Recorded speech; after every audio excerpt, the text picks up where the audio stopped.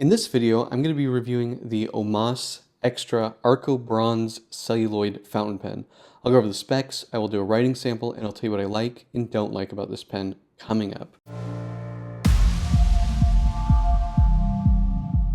Blake here with Blake's Broadcast. On this channel, I review fountain pens, paper, and ink, and as always, I put links in the show notes in the description below.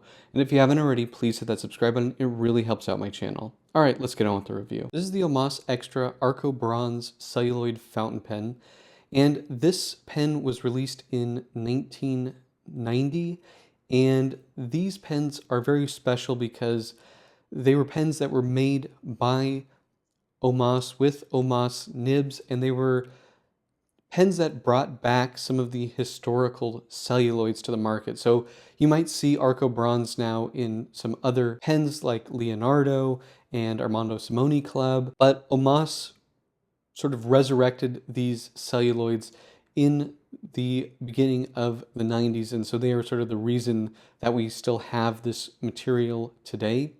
Now, previous to 1990, OMAS had mostly been making, plastic pens and metal pens that were still, in my opinion, very beautiful, but they didn't have wild colors like this.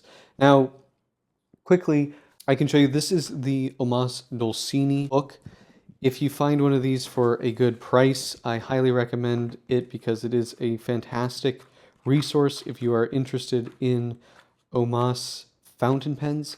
It is a relatively rare book, so they can definitely fetch a premium price. Now, this shows off here sort of the original collection where we had a Saft green, there was a gray, a burgundy, and a royal blue. And then later they came out with the Arco green. The Arco green is the most desirable, followed by the Arco bronze. For me, the Arco bronze is the prettiest. They're really, really nice pens. Going back here, we can see some of this is like the Arco green, and this is the Arco bronze.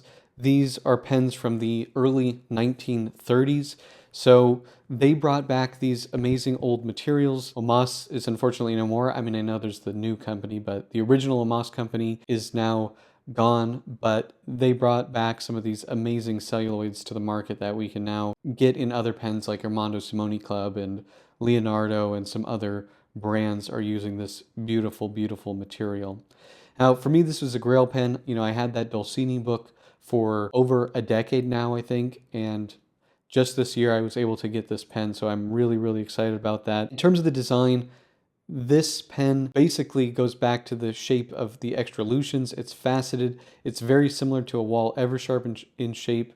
I believe there are 12 facets on this pen, and we have a Greek key design in the main cap band, as well as two thinner bands on the outside. We have the traditional OMAS roller clip, which I think looks good. It's very well proportioned. Some of the newer pens have much fatter, less attractive roller clips. This just looks right to my eye. And you can see the material here, sort of a wood grain. It's very, very, very pretty. And it lines up beautifully with the cap when you screw it on. You do have to know where to put the cap on to get it in the right place, but on the pen we have OMAS Extra, and then on the grip section we have a date here which says 1991. Can we see that? I don't know if that's going to show up. Yeah, it says 1991 right here, and it all lines up. And then we have the gorgeous OMAS in-house made Arrow clip two-tone, and this one is a fine, and we have a hand-cut ebonite feed. So just a really, really beautiful pen. I'm very grateful to have this. It is a piston filler, and then you have a little ring here, and it does taper towards the tail here, just as on the cap it tapers. See, and I didn't put that on right. See, it's this way. There we go. Beautiful. In my opinion, they're grail pens, and they're made by OMAS, which is the original company that had this material. So to me, this is the most desirable Arco pen you can get. Now, some of the newer pens like Armando Simoni and Leonardo, they do get bigger than this, but at the time, this was the largest size pen that OMAS made. And I think it's really, really nice. Now, when you're buying one of these, you do want to pay attention to the grip section, a lot of times these will darken, and when you have these pens, you want to kind of keep them out of the sun, and you want to have good air circulation because OMAS is, or not OMAS, celluloid is not the most stable plastic, and the lighter colors like the Arco are a little bit more susceptible to the environment than like a standard black celluloid pen. So you do need to be a little bit careful with them, and you need to kind of look out for those things when you are buying one of these. You also need to be careful when you're screwing on the cap because there is a odd shaped sort of like concave screw in the top of this, and if you turn the cap too hard, it will move that screw and then it will not line up perfectly anymore. So you do need to be careful with that.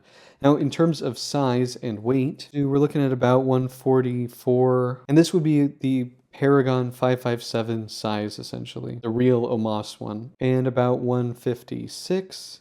And then posted, this doesn't post very far down, so I don't really write with this posted. You could, on my black, when I've had black OMASs, I definitely post them, but this one I don't do too much, so I'm not putting it down too far on there. This is about 177. It does post securely, and it is well balanced posted in my hand. So the grip section, there's sort of like a two-stage situation going here with the threading.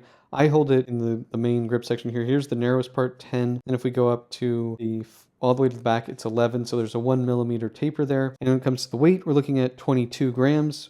Not very heavy. These are very comfortable pens because there's no metal in the piston filling mechanism. 14.4 grams, so very, very nice weight.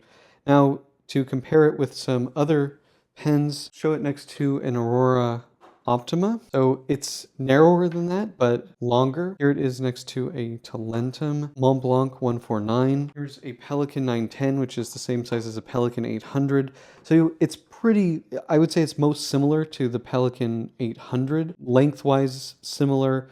And if we take the caps off of these, the nibs are quite a similar size as well. The Pelican is definitely has a fatter grip section and it's a bit longer, but nib and size-wise, they're very, very similar. So, you know, if you're comfortable with an M800, you're probably going to like the OMAS Extra Paragon size pen. For the writing sample, I'm going to be using a Papermind Mitsubishi bank paper notebook. These notebooks are excellent with fountain pens, and for Blake's Broadcast viewers and subscribers, you can get 10% off with code BB10 at checkout. This is the OMAS Extra, I can't spell, Arco bronze with a fine nib, and this is Aurora black ink.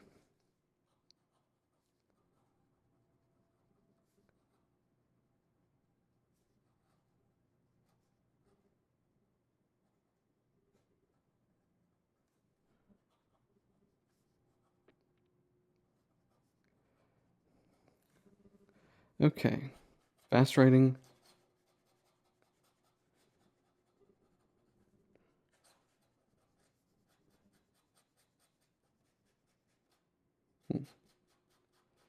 Interesting on the cross stroke. Seems like we do get a little skip there.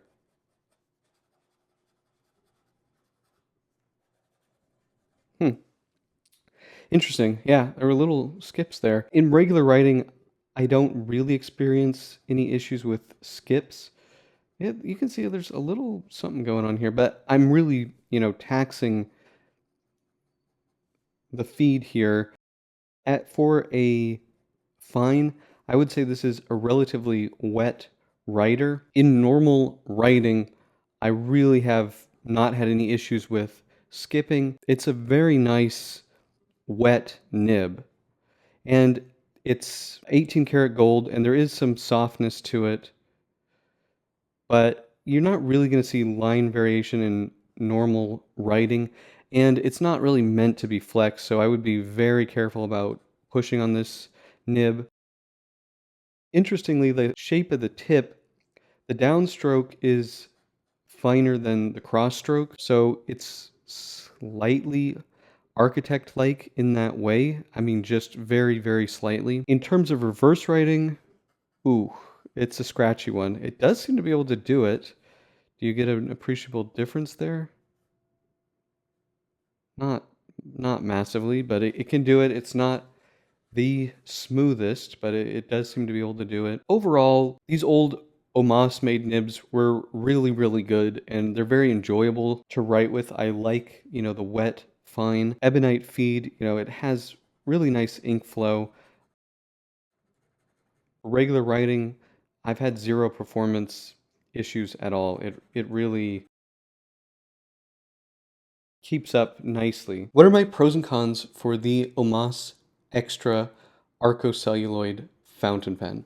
Well, this pen for me is for sure a grail pen. It's a pen that I've wanted for a long time. It's really a beautiful pen. Whether you like the Arco Bronze or not, that won't be to everyone's taste, but I think the shape of the OMAS Paragon 557 faceted pen is one of the most beautiful pens ever made, up there with the Wall Eversharp Doric. I also think they have one of the best looking nibs. The Arrow nib is really, really nice.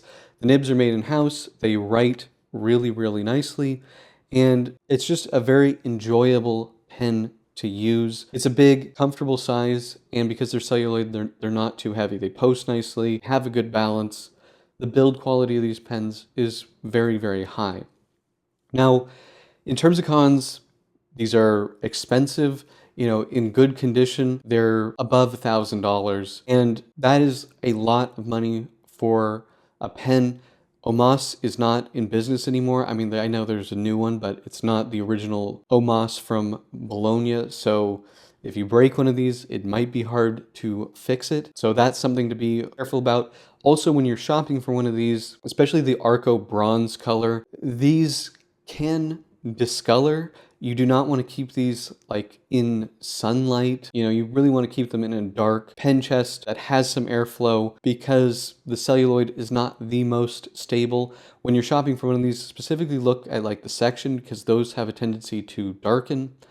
The other thing is, I have mine here where the pattern lines up beautifully. The way that they do this cap is honestly not the best. There's like a weird, unusual shaped screw in there, and if you turn this, you cap this too tightly, it will move that screw and it will not line up, and it is not very easy to readjust the alignment of this. So you need to be pretty careful with it. This is, this isn't like a throw around kind of pen that you just, put in a drawer, you're not worried about it. And that for me, honestly, is the biggest downside of this pen. Is I'm more careful with this pen than most of my other pens. Doesn't matter if they were more expensive than this. This one, you just kind of got to be careful with it. But that's pretty much it. Do you guys have this pen? Do you like this pen? Let me know in the comment section below. If you like this video, please hit that like button. And if you want to see more fountain pen, paper, and ink videos, please hit that subscribe button. Thank you so much, and until next time.